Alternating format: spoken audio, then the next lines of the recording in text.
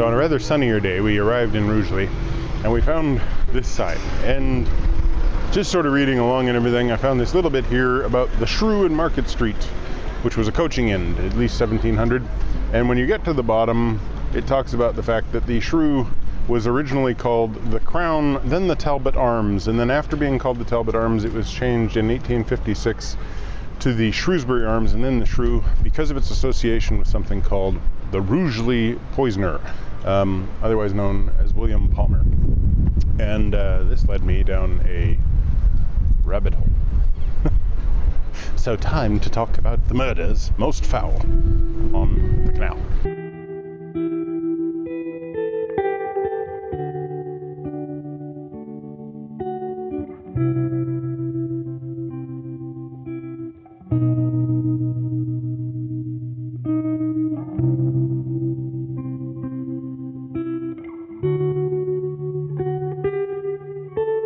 So here's really where the story kind of begins. In this pub, which was then known as the Talbot Arms, and which changed its name to be disassociated with the crime, did a guy named John Parsons Cook die. Specifically in room number 10, after several days of suffering, he passed away. And that begins the intrigue that ultimately leads to the arrest and conviction of William Palmer.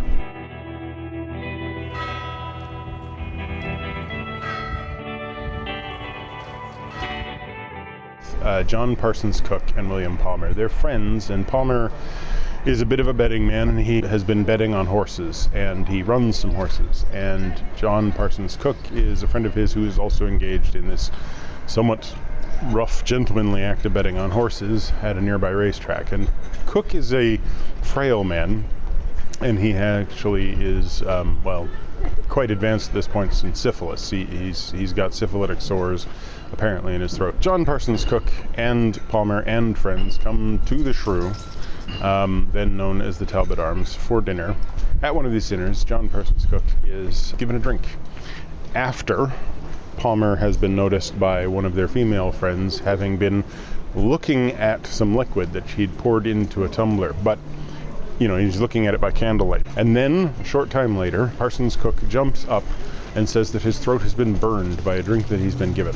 Palmer takes the cup, and he takes a drink of it to ensure, and he says that it tastes fine to him.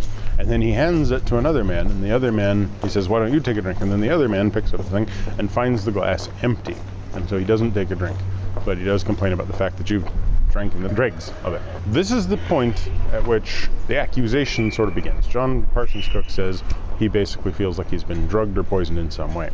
And from this point, from this burning of the throat, he does become more and more sick. And over the next few days, Palmer is acting as one of his doctors. Now, Palmer lives over here. This was actually Palmer's house at the time he rented it. It has been rebuilt a few times since. So Palmer's just next door. And Parsons Cook is over here in number 10, getting sicker and sicker. Over the course of roughly 3 days, he relapses back, and each time it's associated with another visit from Palmer. He jolts awake at some point after having taken some medicine, says he's going to be very sick. His friend runs downstairs, calls for Palmer, and Palmer, from next door, comes rushing up. And apparently arrives very quickly, too quickly in the minds of some to have been able to have gotten himself dressed from bed and made it across the street. And shortly afterwards, John Parsons Cook dies in a rather horrifying fashion. His body turns up upon itself, his muscles completely tense up, and he actually is described as being so bowed that if they laid him on his back, his heels and his head would be touching the ground and nothing else. He was bent and held rigid. He's just in a state of complete muscular contraction. So he dies horribly and in a lot of pain, and with Palmer nearby.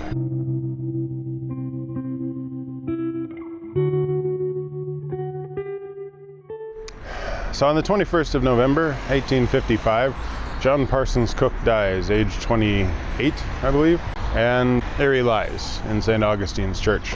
He was born in Leicestershire, since most of his youth involved in the law, but eventually he inherited £12,000 and basically became a ne'er-do-well playboy who just bet on horses.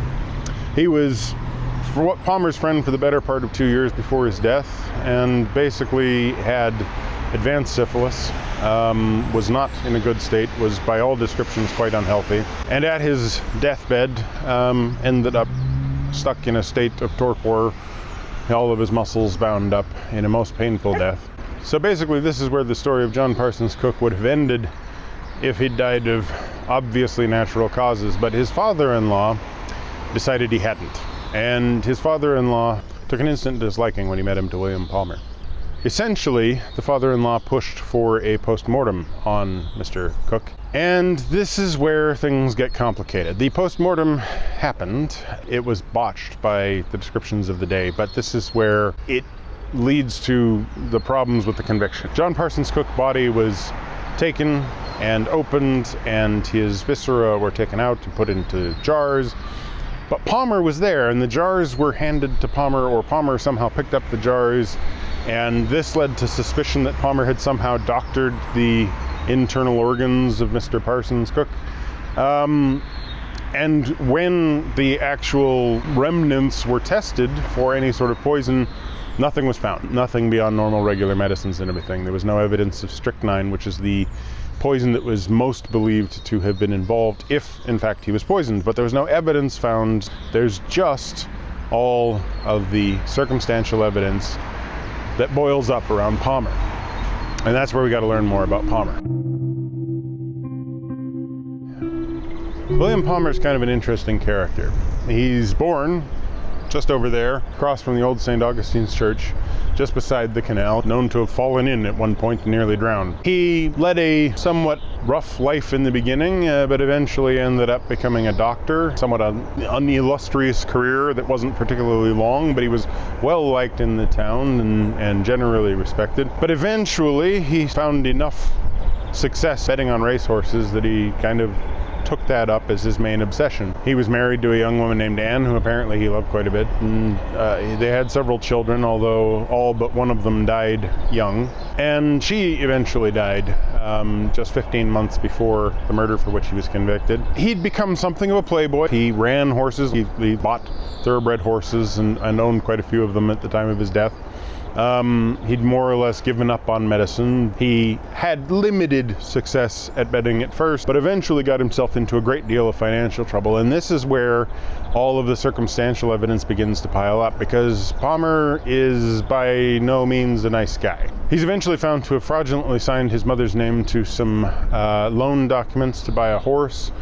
He is definitely involved in a kind of interesting game with insurance. His wife's death was not suspicious at the time, but he did get a £13,000 payout from an insurance company that he had only paid the very first premium for when she rather suddenly died. His brother Walter, 5 months before the murder for which he was accused and convicted, dies. Now, Walter is a long-term alcoholic, and he definitely was extremely prone to delirium tremens. He had sufficient alcoholism that he would start to shake and everything. So he's in extremely poor health, and his brother, being a betting man, makes a bet on this. He basically says that he'll give Walter £400 today if Walter will allow him to insure Walter against his death. He then goes to, I believe it's 7 different companies, and insures him for a grand total of £82,000. Walter dies. The insurance companies, however, refused to pay out on the insurance packages. He had again only made the first payment when Walter passed away. So when John Parsons Cook dies, seemingly in the care of William Palmer, and there is the post-mortem, there's no proof of strychnine being found, but there is a very strong suspicion of strychnine. There is a call in the media to arrest and try Palmer. And eventually this call gets large enough that a grand jury gets created. The grand jury is interested in 3 different crimes. They have John Parsons Cook, who is believed to have been murdered and poisoned. And then there's the question of whether or not there are other poisonings involved. And so from the family crypt at St. Augustine's Church are pulled Walter and Anne. They are taken to the Talbot Inn, not the Talbot Arms. At the Talbot Inn, there is an inquest, and the coroner's brought in. A bunch of people from the jury are brought in to view the bodies. Anne's coffin is opened. It's fairly unremarkable. She is given a post-mortem. There is a small amount of antimony found in her body, so there's some questions as to whether or not she was poisoned with that. They also knew during the time that she was being treated for sickness, she was treated with some prussic acid. But these are common medicines at the time. The grand jury begins to believe that maybe there was a second murder. Then Walter's crypt is opened by somebody poking a hole in the lead, and apparently the stench is so bad that it ends up actually damaging the business, so that the walls have to be replastered because of the stink, because Walter Palmer is not in good shape. One way or another, there is nothing that can be given much of a post-mortem in this case. No forensic evidence certainly of anything, but still the suspicion now of 3 murders. And before he's even tried, this suspicion turns into a national affair. In fact, it goes international. The London press goes mad about the Rugeley Poisoner. Palmer is ultimately famous across what now is the Commonwealth because of the grotesque nature of his crimes. The press sends reporters who pry into every single one of the deaths of his children. And there's the question of whether or not he poisoned 4 of his 5 children. There's the question of whether or not he poisoned the child of a woman he took up with, or seems to have taken up with, after the death of his wife. There's the question of whether or not he poisoned his wife, he poisoned his brother, he poisoned his mother-in-law. It becomes an infamous crime, and eventually an act of parliament is made to allow it to be tried in London, and seemingly the argument is made that he wouldn't get a fair trial up here near Rugeley. Behind the scenes, some of the documents sort of imply that the reason for the trial being moved by Parliament to London is to make sure that Palmer's convicted. But up here in the area around where the deaths occurred, it's believed that the jury wouldn't actually convict him. So Parliament creates a law to allow the trial to be moved so that he can be tried in London. He is tried in London. There is evidence brought up from the post-mortem, but it's all fairly inconclusive, and almost everything hinges on all the different circumstantial mentionings of the fact that he'd been seen with some liquid in a cup before the moment that Parsons' cook had stood up saying that his throat was burned. He's convicted in the press long before he's actually sent to trial. The trial happens, and multiple judges are laid against him. Everybody seems to rest on the idea that he's done it. They just have to figure out how to get him convicted, and ultimately they do. He's brought to a prison in, I believe, Stafford, where he is eventually hung. His body is buried not in his family crypt, but outside the prison, covered in lye, and Palmer ends. I found this website that is actually really, and we'll link in the doobly-doo thing about it if anybody else wants to read it. The amount of detail is just quite fascinating. At the end of the day, this guy was convicted and hung, and I highly doubt that there'd be any chance of his conviction today. There isn't enough evidence to really tie him. There was suspicion. There was lots of suspicion. And there were people who didn't like his lifestyle, and there were people who didn't like the fact that he was involved in all of this gambling and everything. And certainly there's all the questions about the fact that he had taken out life insurance policies. But it's a little less obvious how he would benefit financially from the death of Parsons' cook. There is a question as to whether or not he might have absconded with some bettings winnings that Cook had. There's a suspicion of motive, there's a suspicion of means, but there's no proof of means. It's the first trial in history, in English history at least, to center around the idea of strychnine as poison. It's the first trial to really bring in the notion of forensic evidence, but it doesn't have any to provide. And it's fascinating because John Parsons' cook died with his body racked by pain, his muscles all pulled up.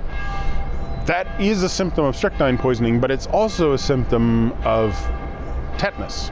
This is the days before antibiotics. Tetanus is quite common, and the man himself had open sores inside of his throat from his syphilis. So there's quite a large number of people at the time who believed that he probably just got tetanus through those sores. It's not too hard for him to have come in contact with something with some dirt on it. You get tetanus from basically a bacterium from dirt getting inside of open wounds. His blood then poisoned leads to the exact same symptoms and would leave his stomach lacking any evidence of strychnine, and no strychnine was found.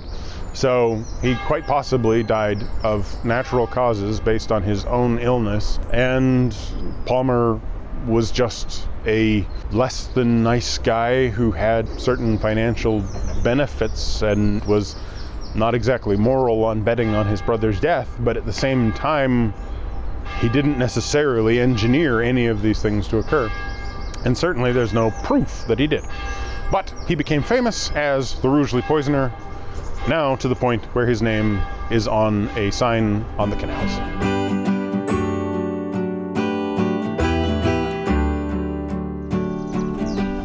The time has come to leave this murderous town. Yes, Rugeley.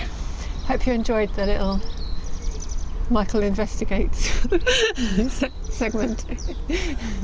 We stayed in Rugeley for a little over a week. We had to take a train for a little while. It's been a pleasant enough place, other than we originally parked at the moorings down by the Love Lane, which is right beside a Tesco's on one side and Morrison's on the other. It's very convenient, but we were at one point we became the frontmost boat towards the bridge, and that apparently makes you a bit of a target of hooligans.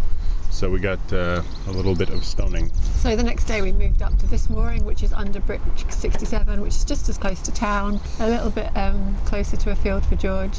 And today we're pushing on towards Great Hayward. Yep, possibly around the corner as well. But we'll see if we make it. See what it's like, see what the mooring's like. Weather is freezing. Yeah, a bit cold. Let's go. Let's go. Let's get out of here.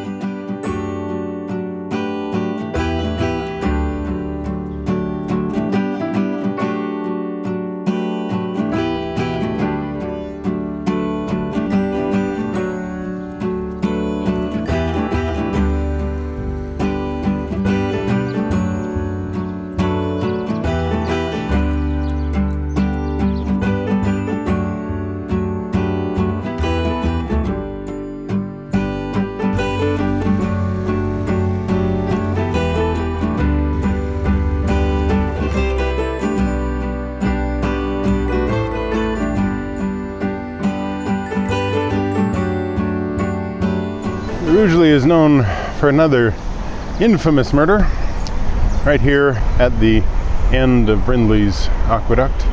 The body of Christina Collins, 37, a wife on her way to visit her husband, Robert, in London, was found in June 1839. It was bloody, and she had been weighted down with a chain from a boat. And after her body was found, after the canal was searched, she was carried, lifeless and bleeding, up those steps, the bloody steps, as they're now known. She was taken to the Talbot Inn, which, oddly enough, figures into the story of the Rugeley Poisoner, because it's the same Talbot Inn, I believe, that his brother Walter was inspected in the post-mortem at the coroner's inquest and grand jury.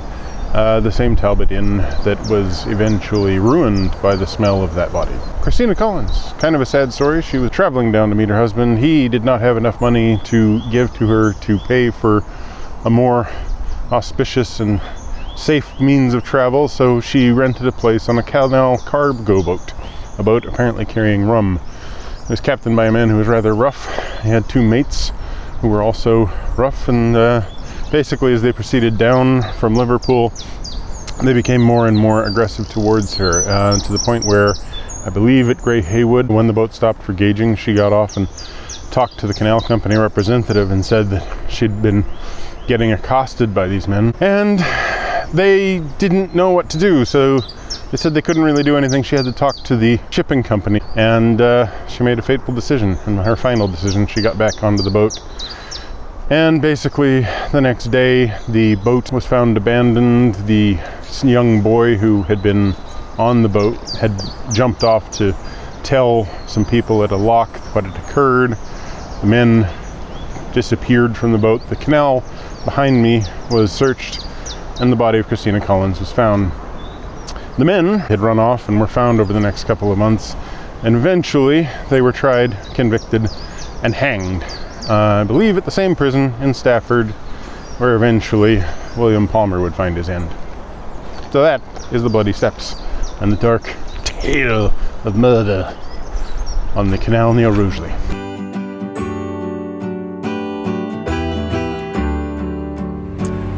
Back there is Brindley Bank Aqueduct. one of Brindley's original aqueducts. It is of brick, and there's apparently 7 arches, possibly 6. I might have gotten that one wrong. But the interesting thing about it is it really should have been built at a different angle across the contour of the canal. But it couldn't be, because at the time they didn't know how to make arches in a skewed angle. So they basically had to have the arches in the bridge at 90 degrees to the root of the bridge.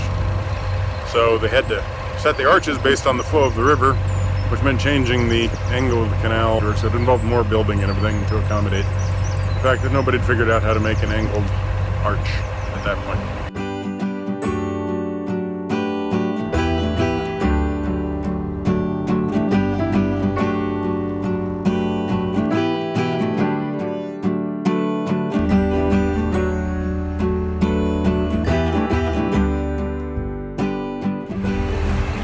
Bridge 68. Apparently one of Brindley's original brick and mortar built bridges, built roughly at the same time as the Brindley Bank Aqueduct.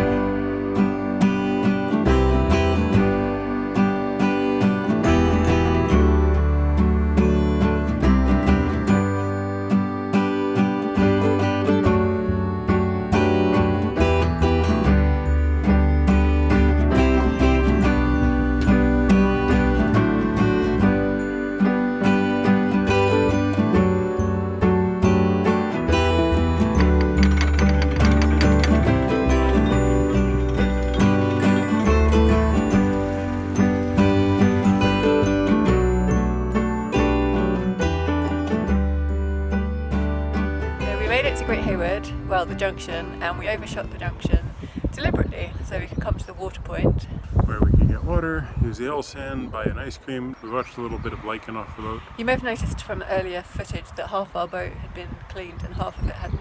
Yeah, so now the other half has been at least gotten its first pass of scrubbing. So now we reverse, we turn, we go. And I think we'll probably take the first mooring we come across. Pretty much.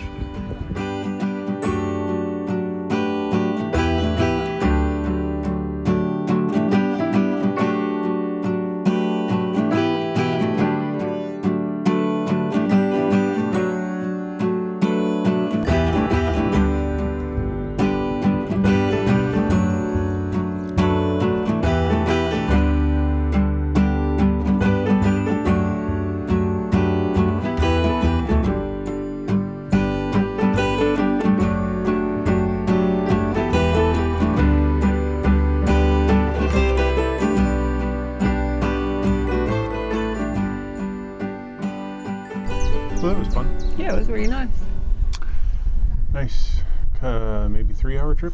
Yeah, it's well past lunchtime, put it that way. Yeah. I'm really hungry. Yeah. We had a quick stop after about half an hour at Brindley's Aqueduct. In the bloody steps. And it was quite interesting. We read in the book that it's a 90-degree turn onto the aqueduct because they couldn't work out how to do the arches at an angle. Yeah, basically they needed to make sure that the arches went with the flow of the river. They had to be at 90 degrees. So the canal crosses the river at 90 degrees. Quite a sharp turn onto the bridge, but it was nice. You walked down and had a look at it.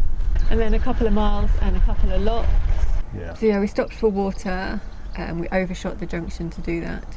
And then as Michael had to reverse back, like we checked for boats, and it's quite not very windy today, but there's a breeze. It's windy enough that it's Yeah. pushing the boat around. Yeah, so the wind is in a good direction to moor up, but not to leave the mooring. No, it's in the perfect direction to moor up, because it like actually pushed me up against the siding, and I'm just sitting there like, well, I don't have to do any work. And then I shoved off and had to do quite a big shove off to get my. I was worried you weren't even going to get back on the boat. Yeah, no, I was like, I got to get the boat out about 15 feet, so I pushed the boat like mad at the back to get it out.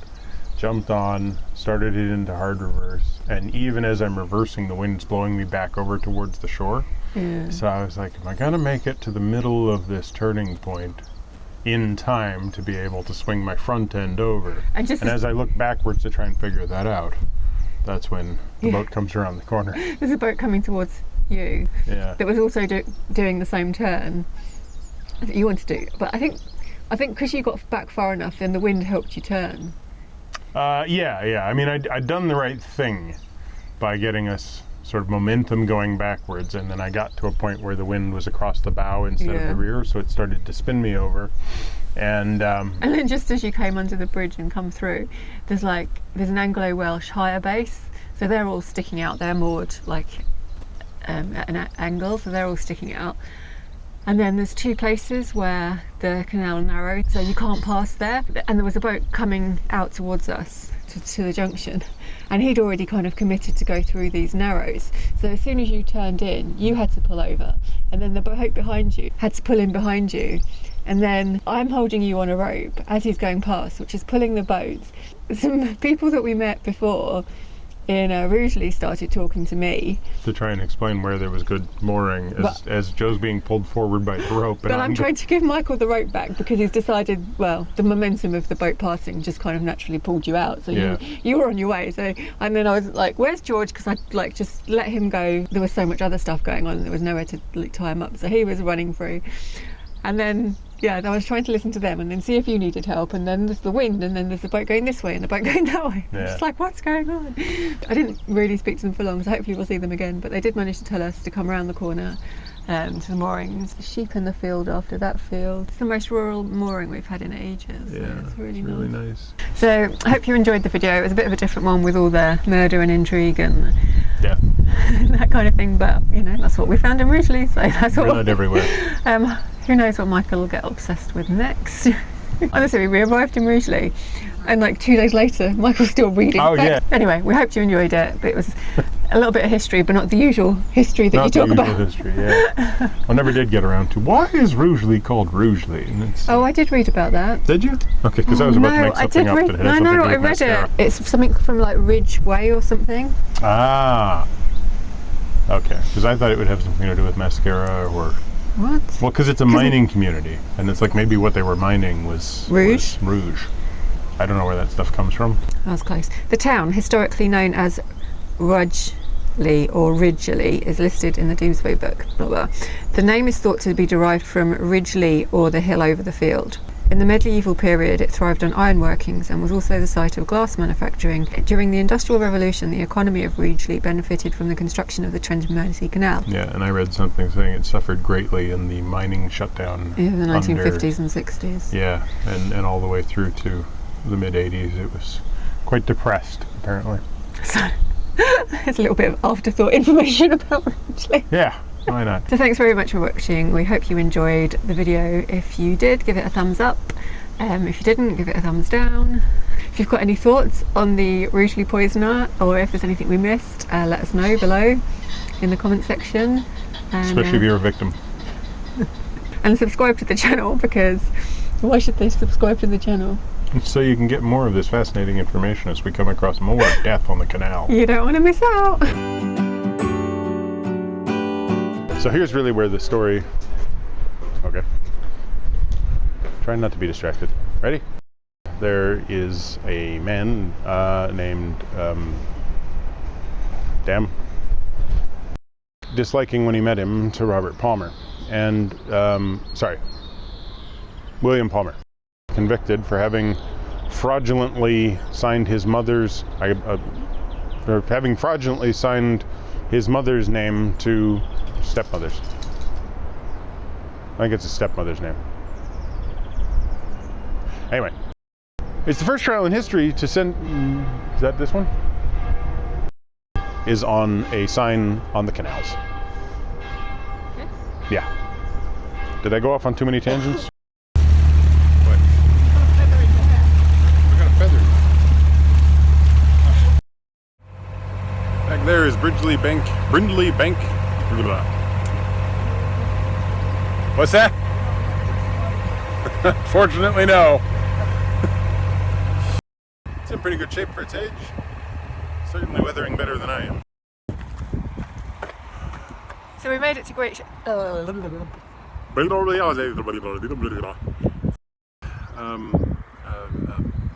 do you call it? What's the aqueduct called? It's Brindley's Brindley Basin Aqueduct?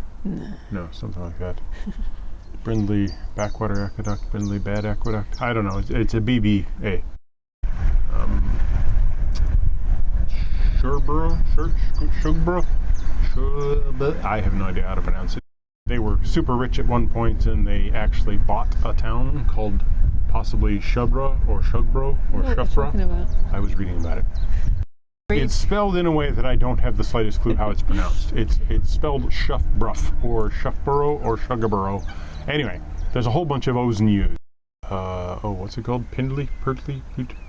Pinkridge. Yeah, I got all that wrong. Well, I am weirded out by the fact that YouTube is trying to get me on a dating site for women from Odessa, which is like very specialized. Alright, Michael's annoying, so we're going to end the video now. Jojo is annoying, and George is taking a pee. So, thanks for watching. I was just checking he wasn't peeing on his lead, because we hadn't taken his lead. Thankfully, he's missed his lead. What do you want for lunch? Food. I'm so hungry. Yeah. Honestly, I'm listening to podcasts about programming languages while thinking about murder. It's I mean, not, considering so much. I know I'm annoying, but I'm not that annoying. That's not what I meant. There are so many things I do know about, and makeup is not one of them. Nothing whatsoever. There goes your career as a beauty blogger. Yeah. Can you imagine my career as a beauty blogger? So today we're going to talk about plucking. Do you have any idea how much, what is that stuff called? Where they do it with the string? Threading. Threading. Do you have any idea how much threading would be needed? Just to get me to baby soft, smooth skin, looking like I'm a 22-year-old Franciscan monk.